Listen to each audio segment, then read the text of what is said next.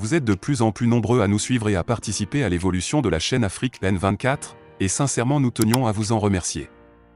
Nous lisons tous vos commentaires qui enrichissent le débat et vraiment nous vous demandons de nous soutenir, en vous abonnant et en aimant les vidéos pour une large diffusion, et pour continuer à avoir une ligne éditoriale indépendante, et vous proposer de nouvelles émissions toujours de plus en plus enrichissantes. Encouragez et protégeons la communauté Afrique N24, en vous abonnant et en cliquant sur le pouce bleu j'aime sur les vidéos que vous visualisez. Ne restons pas passifs, soyons actifs. Togo. Les forces de l'ordre quadrillent la ville et empêchent la manifestation de la DMP. Au Togo, les forces de l'ordre ont fortement sécurisé la ville pour empêcher la tenue de la manifestation de la Dynamique pour la majorité du peuple, DMP, en réponse au report des élections législatives. Le gouvernement, invoquant des raisons de sécurité, a interdit cette marche. Cependant, malgré l'opposition officielle, la DMP a maintenu sa décision de manifester. Selon notre correspondant à Lomé, des sites stratégiques, notamment le rond-point de l'Hôtel de la Paix, le Zoro Bar, Sancta Maria, le Festival des Glaces, l'immeuble Fiata, Bekpeenu et Akodesewa, ont été ciblés par des déploiements sécuritaires. Cette mesure gouvernementale reflète sa fermeté face aux manifestations, tandis que la résolution de l'opposition à manifester malgré l'interdiction montre son engagement à contester les retards électoraux et à exprimer son mécontentement. Cette situation met en évidence les divisions politiques profondes au Togo et les défis en matière de gouvernance démocratique et de respect des droits civils. Dès l'aube, les forces de police ont pris position à Begakpoto, le lieu prévu pour le début de la manifestation.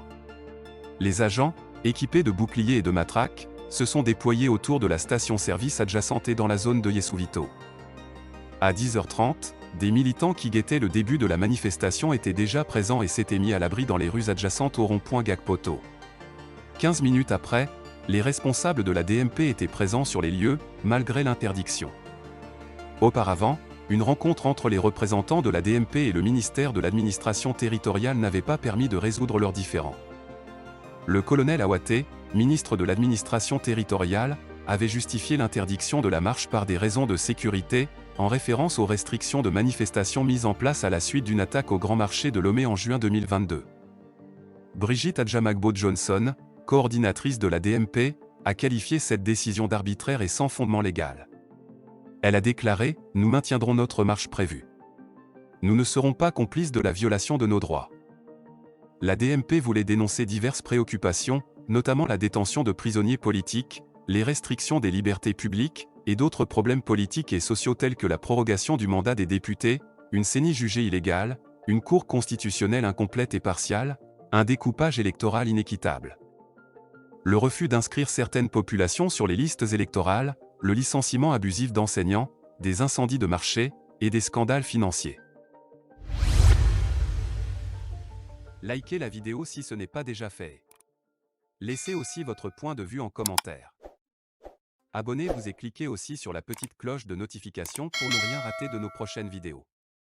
N'oubliez pas de partager aussi la vidéo et de la liker.